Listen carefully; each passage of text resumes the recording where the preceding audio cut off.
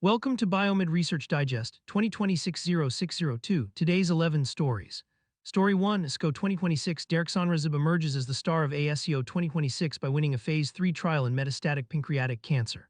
Story 2, 15-strain live biotherapeutic product or same donor fecal microbiota transplant for recurrent Clostridioides difficile infection, a randomized Phase 1b trial.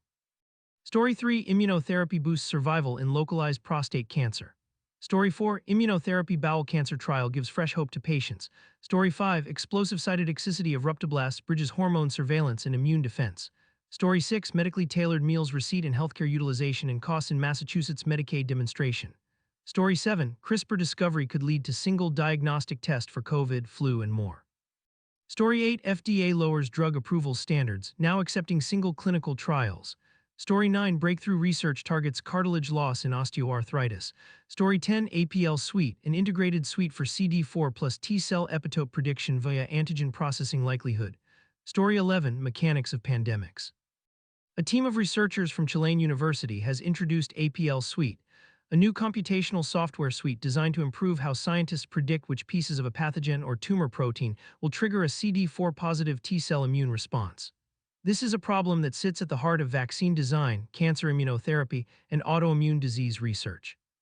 Here's why it matters. Most existing tools for this kind of prediction focus almost entirely on which peptides bind tightly to MHC class II molecules, the structures that present antigens to T cells.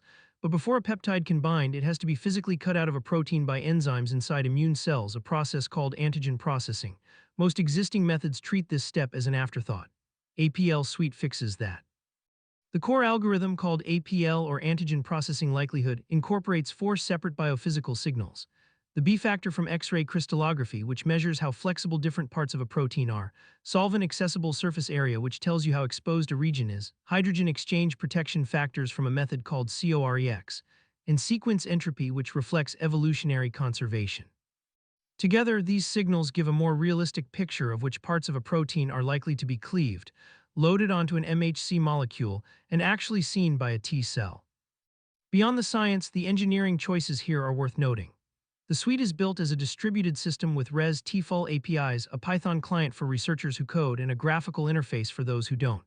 It runs on both desktop computers and cloud infrastructure, and uses GPU acceleration to complete predictions in minutes, something the authors say no existing tool currently does.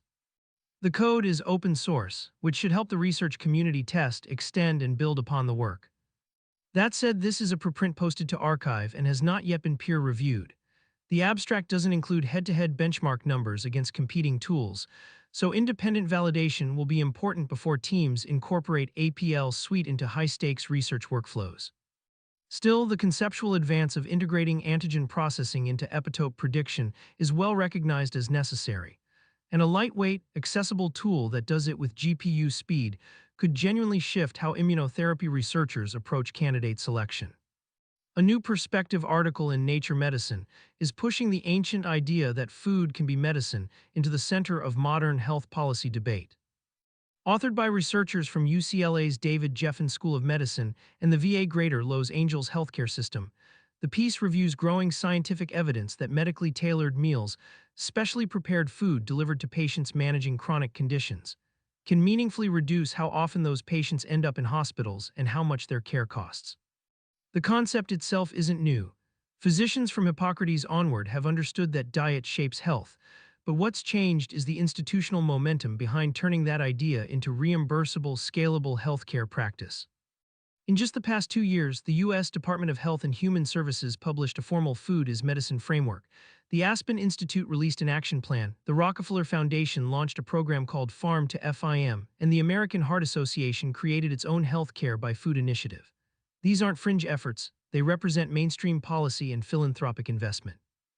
The clinical evidence is building too. A 2025 paper in Circulation by Seligman and colleagues is cited as a key piece of evidence, and a companion study by Hager and colleagues appears in the very same issue of Nature Medicine, suggesting the journal deliberately coordinated the release of new data with this policy commentary. There's also an active clinical trial registered with the National Library of Medicine, meaning prospective randomized data is on the way. But the authors are careful not to overpromise. They explicitly state that larger studies are needed before food-based interventions can be confidently scaled and sustained. That's an important caveat. Nutritional epidemiology has a long history of promising results in small pilots that don't hold up at scale. The harder questions, who pays for medically tailored meals, how programs reach patients equitably across income levels, and how physicians are trained to prescribe food remain very much open. What this article does well is frame food as medicine not as a wellness trend, but as a serious health policy challenge that requires rigorous science, thoughtful implementation research, and deliberate funding mechanisms to move from concept to reality. A team of 27 researchers from across the globe has published a preprint on Archive attempting to distill pandemic science into 10 fundamental mechanisms, universal principles that they argue govern how diseases spread, accelerate, and are ultimately controlled, regardless of the specific pathogen involved. The paper, titled Mechanics of Pandemics, was submitted in late May 2026 and is led by Seba Contreras and Viola Priseman, both rooted in physics and complex systems science. What makes this collaboration unusual is its breadth. The authors span public health, medicine, epidemiology, mathematics, physics, political science, and psychology. That range is intentional. The paper's core argument is that pandemics are not purely biological events.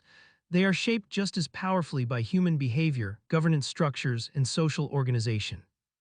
Drawing primarily on COVID-19 but also on historical pandemics, the team argues that certain mechanisms are so deeply embedded in biology and the structure of human societies that they appear repeatedly across outbreaks. Understanding these mechanisms in advance, they contend, is what separates societies that respond effectively from those that don't. The implications are significant. If the authors can convincingly establish a set of universal pandemic principles, those principles could form the basis of standardized preparedness training for policymakers, health officials, and even the general public. The emphasis on societal understanding is particularly notable. The authors are essentially arguing that public scientific literacy is itself a pandemic preparedness tool, not just an afterthought. That said, there are important caveats. This is a preprint and has not been peer-reviewed. The abstract doesn't actually list or describe the 10 mechanisms, which makes it impossible to evaluate their novelty or rigor without reading the full paper. And the claim that these mechanisms are grounded in natural laws is a strong philosophical assertion that social scientists are likely to challenge, given how much context and culture shape pandemic trajectories. Still, as a synthesis effort from a genuinely interdisciplinary team, the paper represents a serious attempt to build a more durable scientific foundation for the next pandemic response. A clinical trial demonstrated that immunotherapy administered before surgery for bowel cancer eliminated the need for chemotherapy in treated patients, representing a significant shift in treatment strategy.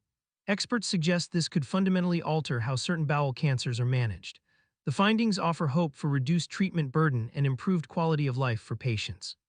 Researchers publishing in Cell identified a novel cytotoxic cell type called ruptoblasts that undergoes a unique form of explosive cell death termed ruptosis, releasing broad-spectrum cytotoxic agents.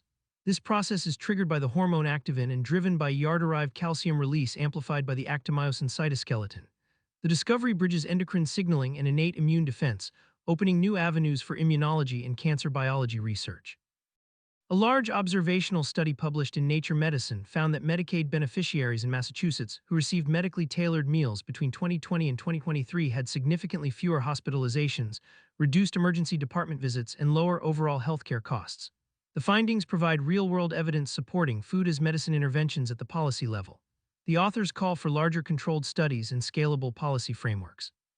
Researchers discovered novel CRISPR systems, specifically Cas12a2 and Cas12a3, that differ from traditional Cas9-based tools and could enable the development of a single diagnostic test capable of detecting multiple respiratory pathogens including COVID-19 and influenza.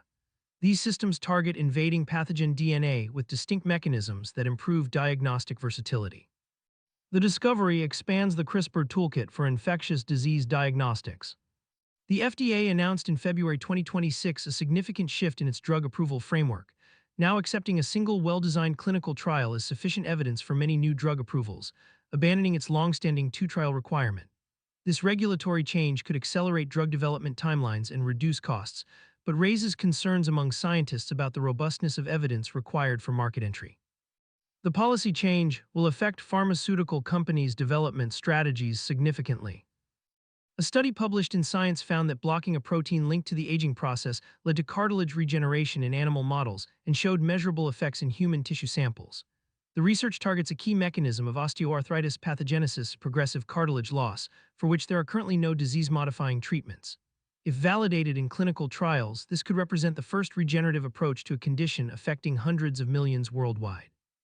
Researchers developed APLSuite, a computational tool for predicting CD4 plus T-cell epitopes by modeling antigen processing likelihood rather than relying solely on supervised learning approaches. The tool integrates antigen processing biology into epitope prediction, addressing a major gap in existing vaccine design and immunotherapy tools. This could improve the accuracy of T-cell-based vaccine candidates and cancer immunotherapy design. A multidisciplinary team compiled 10 fundamental mechanisms governing pandemic dynamics, grounded in the biology of disease transmission and social systems. The paper synthesizes lessons from COVID-19 and prior outbreaks to identify universal principles applicable to future pandemic preparedness. This framework could inform public health policy and epidemiological modeling for emerging infectious diseases.